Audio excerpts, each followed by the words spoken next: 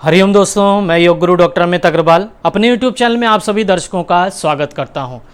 आज का विषय आप लोगों के प्रश्न के आधार पर, जैसा कि आपने कई बार पूछा कि श्वसन तंत्र को या हम अपने फेफड़ों को मजबूत या ताकतवर कैसे बनाएं। तो आपका जो ये रेस्पिरेटरी सिस्टम है, श्वसन तंत्र है, ये बहुत ही महत्वपूर्ण हिस्सा है।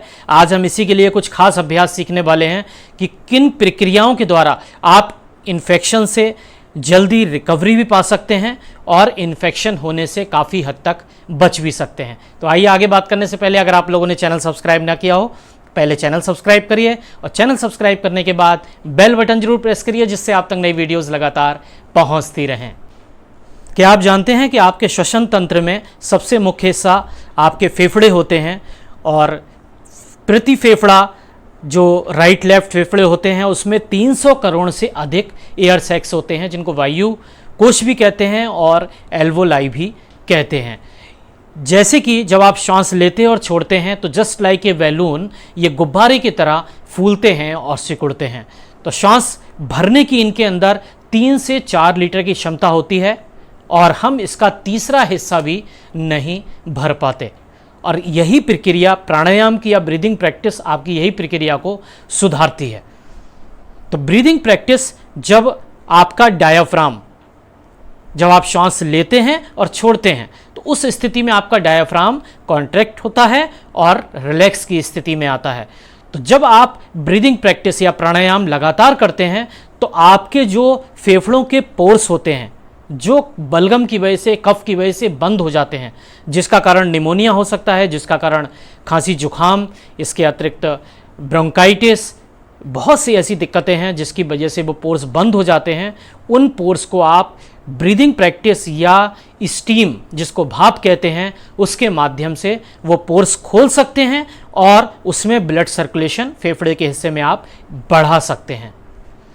भाप लेने की प्रक्रिया में आप सादे पानी की, गर्म पानी की भाप ले सकते हैं या फिर आप पानी में अजवाइन को खौलाकर भी उसकी भाप ले सकते हैं, जिसके आपके वो बलगम जो बनना शुरू होता है वो पोर्स खुल जाते हैं, बलगम निकल जाता है और जिससे आपका ब्लड सर्कुलेशन बढ़ता है और आप बहुत बढ़ने से, इन्फेक्शन के बहुत अधिक क्रिटिकल स्थिति से काफ़ी हद तक आप बच जाते हैं, अगर इन प्रक्रिया को शुरुआत में आप दोहरा लेते हैं। 3 मुख्य अभ्यास हैं, अगर आप इनको दोहराते हैं तो आप अपने फेफड़ों को स्ट्रांग बनाते हैं। इसमें पहला अभ्यास है चेस्ट ब्रीदिंग। वो आपको डिटेल में डिस्क्रिप्शन में आप पढ़ेंगे तो वीडियो में लिंक आपको मिलेंगे।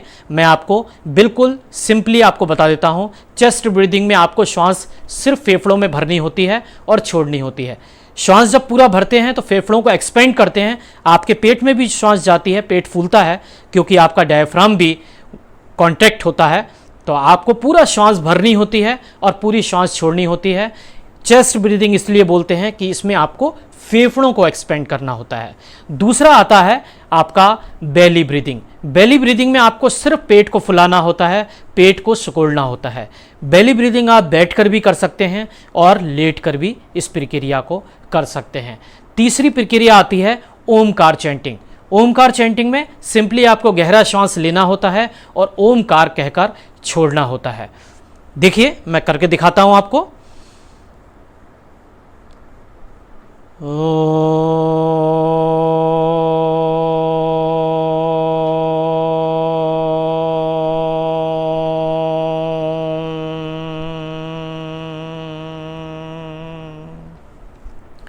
ये तीनों प्रैक्टिस प्राणायाम हैं और बहुत ही अधिक इसके अच्छे आपके फेफड़ों को मजबूत बनाने में इसके असर हैं। प्रैक्टिकली बात कर रहा हूं मैं आपको, इनको आप करिए और इसके लाभ आप देखिए। शेयर करिए, वीडियो आप लोगों को अच्छी लगी हो, लोगों को शेयर करिए। हरिओम, धन्यवाद।